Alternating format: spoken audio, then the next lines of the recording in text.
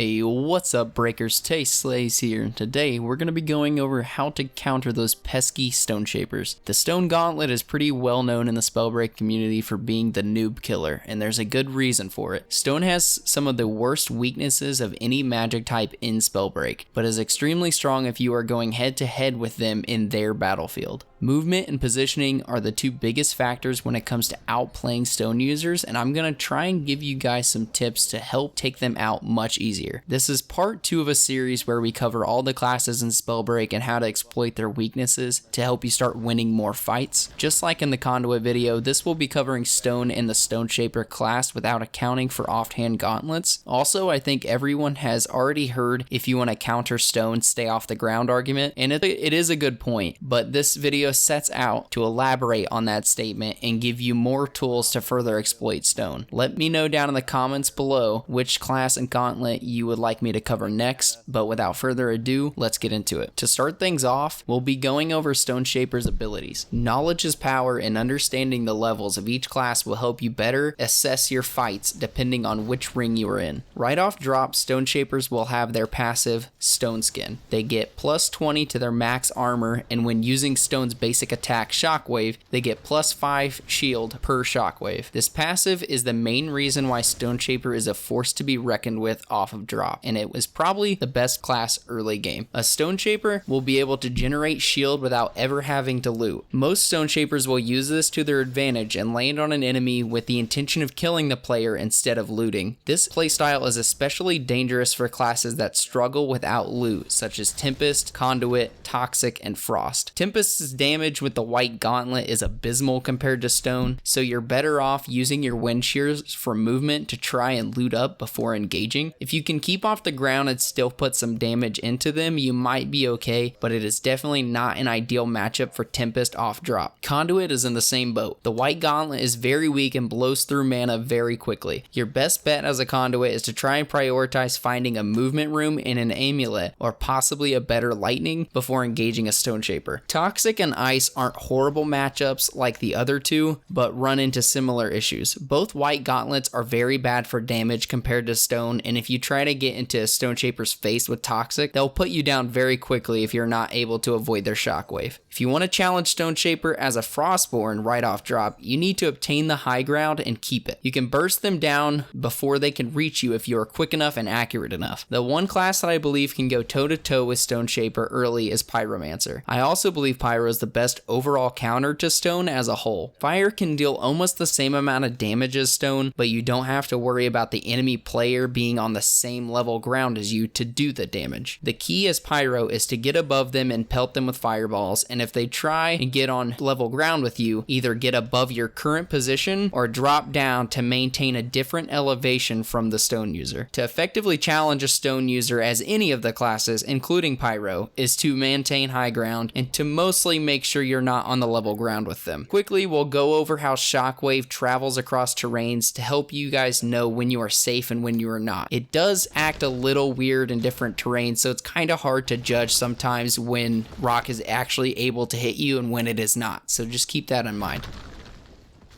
Moving on to the first ring, level 2, is when stone shapers get bedrock. When they cast Shockwave, they will come crashing to the ground. It is at this level when stone starts to fall behind other classes in power level. Bedrock is relatively useful, but can also be used against them as well. Whenever a player using stone activates Shockwave in midair and procs Bedrock, their character goes into an animation that forces them to commit to a Shockwave as soon as they touch the ground. You can use this to time your jump and rune activation to avoid the incoming attack. If you use this to your advantage, it can actually be easier to fight stone players as the match progresses. Going on to the second ring, level 3, is when they get Assecration, and when throwing a boulder, it grows in size the longer it flies. This is a pretty big upgrade for stone shapers and can prove to be very powerful if they use their aerial space to get the boulder as large as possible. The lowest damage with a boulder is 20 up close, but it maxes out at 50 damage per boulder if it reaches its max size, which takes roughly 3 to 4 seconds of airtime. The big thing you want to pay attention here here is that the radius around the boulder is actually bigger than what most people think. So in a lot of situations you might think you're in the clear of the boulder, but you'll still take damage from it. In order to steer clear of boulders, you should try and stay above or a few steps back from the cover they are being thrown at, because sometimes they can clip through cover and you'll take damage that's unnecessary. Last but not least, level 4 is when stone shapers get avalanche, which gives an additional boulder charge. This can be very deadly in final circles when there is very little room to avoid the huge boulders. I'm sure you guys have been in a final circle where there is a stone shaper repeatedly flying into the air just to rain boulders down from above. And with the cooldown of boulder only being 10 seconds, this normally means these types of players will keep spamming this until they either knock you or you kill them. You have a few options that can help you take them out, but it is dependent on gauntlets that excel in hitting people at farther ranges. The best gauntlets for these situations would obviously be Frost and Conduit, and for these situations you would also want some sort of movement room, preferably fly. You could fly up into the air with them and wait for their fly to run out. As they're falling, proceed to hit them with ice or lightning, because it will be harder for them to hit you when you're in midair with the boulders. It also forces them to use their offhand if their boulders miss, because Shockwave can't hit someone off the ground. Another good option would be wind. You could redirect the boulders with your wind shears and avoid the damage from them as well. Sometimes you can even redirect the boulder back at them. Stone's strength comes from its ability to quickly put down enemies on the same level as them, as well as acting as the tank of the team. Because of their ability to regen shield during fight, they can severely punish players for missing if they decide to challenge them on ground level. It is for this reason the best runes to run against them are movement runes. A Spring Step Pyromancer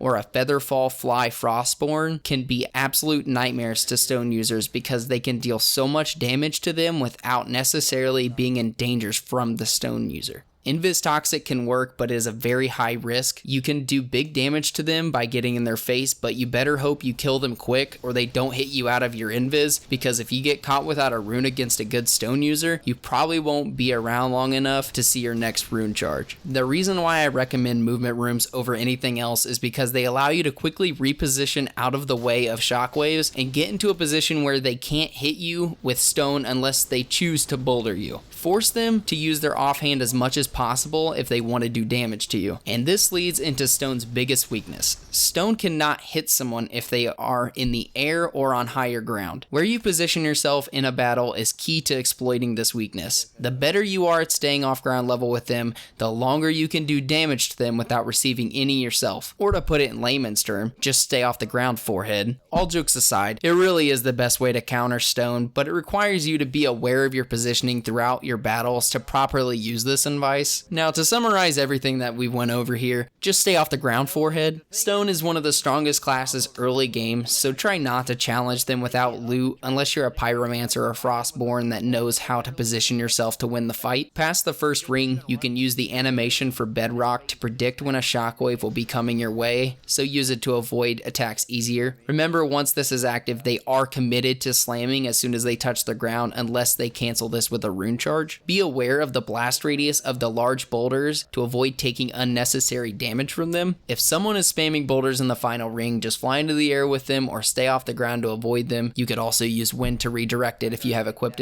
Stone Shapers are the tanks of Spellbreak and normally will win a battle of attrition if they are able to hit you consistently. So stay on different elevations from them as much as possible to avoid damage. The best runes to combat Stone are any movement runes to allow you to reposition and stay off the ground to keep high ground on them. And last but not least, don't get caught without a rune in the open or you're probably dead. Well guys, that's going to do it for today's video on how to counter those pesky stoners. If you found this video helpful, or if you hated it, either way, don't forget to like and subscribe for more Spellbreak videos like this one. If you did enjoy this one, go check out my first video in the series, how to counter Conduit. I'll add a card to the top of the screen for it right now. Let me know in the comments below what Spellbreak content you guys would like for me to cover in the future. I'm always up for any ideas you guys might have. But until next time, Breakers, I'll see you in the HoloLands.